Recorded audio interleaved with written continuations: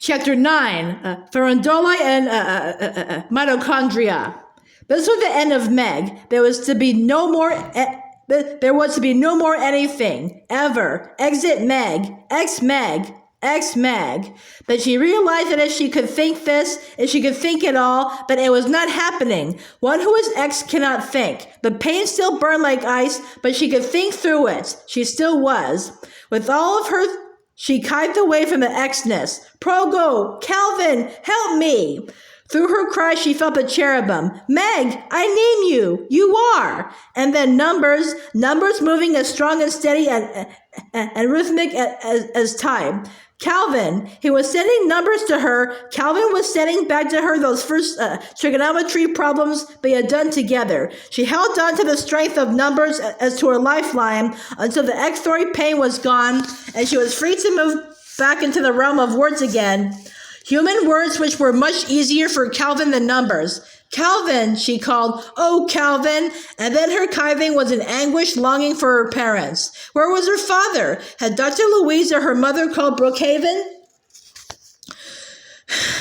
What had they told her father? Was he on his way home? And her mother, she wanted to revert, to climb back into her mother's lap as she had done when she was Charles Wallace's age and needed healing from some small hurts. No, Meg. She felt as though gentle fingers were pushing her down, forcing her to walk alone. She tried to kive to get her mind's voice into focus, sent its beam at last to Proginoskes and Calvin. What happened? She felt a series of major earthquakes before Proginoskes managed words for her. Whatever it was that had happened, it had certainly upset the cherubim. He kived at last, as though once weren't enough. When you reached out for Mr. Jenkins's hand, you got in Echthros, Mr. Jenkins. Now we know that at least one of them followed us here. How? Not through Mr. Jenkins, but was still using a Jenkins body. Perhaps Sporos. Pride has always been the downfall of the deepening ones. Sporos may have listened to an Echthros. We aren't sure. What did you do? How did you get me away from it? It hurt. It hurt more than I knew anything could hurt. And then I felt you naming me, Progo, and you, Cal. You were sending numbers to me, and the pain went, and I was back into myself again. Calvin kived. Proginoskes got a lot of little Farandolae to rush up and take on the Echthros, Mr. Jenkins. It was so startled, it let you go. Where is it now? The Echthros, Mr. Jenkins.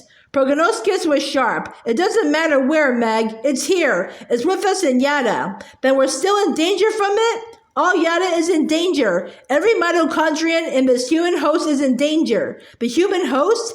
Proginoskes did not reply. The human host was Charles Wallace. What are we going to do? There was another volcanic upheaval before Proginoskes replied, we must not give way to panic. She kived Calvin words and felt him returning the kiving. She asked, did you know what was happening to me?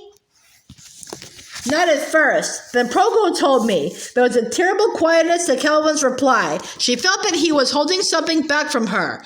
The little Farandolae, the ones who saved me, are they all right? There was silence. Are they all right? The little Farandolae who startled the Echthros and saved me? No. The kiving came reluctantly from both Calvin and Proginoskes.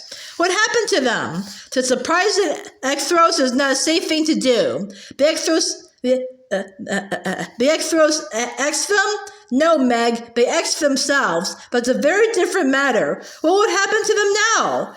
Proginoskes kived slowly. I've never seen it happen before. I've heard about it, but I've never seen it. Now I understand more than I used to. The Farandolae are known by name, just as the stars are. That's all I need to know. You haven't told me anything. Where are the little Farandolae who saved me? If they X themselves, then where are they? She heard a faint, where does it matter, Meg? Where does it matter? Meg, you must get in touch with Mr. Jenkins, the real Mr. Jenkins. Instinctively, She withdrew her kiving. I don't dare try again. Do you have any idea how much that hurt? Your scream shook the entire mitochondrion. I only hope it didn't hurt Charles Wallace. She flinched, then held on to something. She wasn't sure what, but it felt like a lifeline. After a moment, she knew that it was coming from the cherubim, an outflowing of love so tangible that she could hold on to it. Reach for Mr. Jenkins, Proginoskes urged. Name him for himself again. See how much you've been able to kive to him. And remember, you have to go at his speed, not your own. Why? He's holding us back. Hush, Meg, Calvin cried. Adults take longer at this kind of thing than we do, particularly adults like Mr. Jenkins, who hasn't tried new thoughts for a long time. But we don't have time. Charles Wallace, I said he takes longer than we do, and that's true. But sometimes adults can go deeper than we can if we're patient. We don't have time to be patient. Meg, trust but Jenny.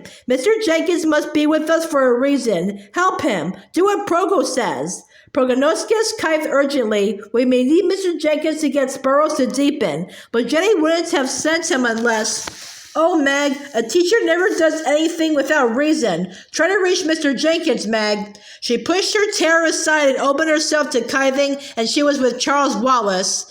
Not within him, not without him, but with him. Part of his exhaustion, his terrifying energy loss, his struggle to breathe. Oh, fight, Charles. Don't stop struggling. Breathe. I'll try to help. I'll do anything I can to help, even then.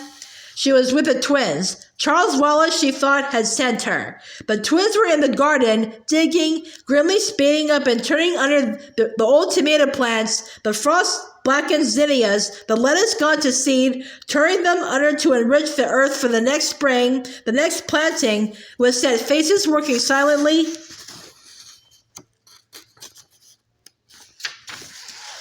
taking out their anxiety over Charles Wallace in physical labor. Sandy broke the silence. Where's Meg? Dennis paused, his foot on his pitchfork as he pressed it into the earth. She should be getting home from school soon. Charles Wallace said she isn't in school. He said that Meg is in him. I heard him. Charles Wallace is delirious. Have you ever seen anyone die? Only animals. I wish Meg would come home. So do I. They went on with their preparation of the garden for the winter cold and snow. If the twins' job is simply to take care of their garden, Meg told herself, your job is to reach Mr. Jenkins. Where? Nowhere. Just Mr. Jenkins. Mr. Jenkins, you are you and nobody else, and I named you. I'm kiving, Mr. Jenkins. Here I am. Me, Meg. You know me and I know you. She thought she heard a sniff, a Mr. Jenkins sniff, but he seemed to recede again. This minuscule undersea world was totally beyond his comprehension. She tried to kive to him once more all the images and earth equivalents which she had received, but he responded with nothing beyond anxious blankness. Name him, Proginoskes urged. He is afraid to be. When you named him in the schoolyard, that was kiving. That was how you knew him from the two Echthroi Mr. Jenkinses, how you must know him this time. Mr. Jenkins, unique as every star in the sky is unique, every leaf on every tree, every snowflake, every farandolae, every cherubim, unique, named. He gave Calvin shoes, and he didn't have to come with us to this danger and horribleness, but he did. He chose to throw in his lot with us when he could have gone back to school and a safe life as a failure. Yes, but for an unimaginative man to come with them into the unimaginably infinitesimal unknown isn't the kind of thing a failure does.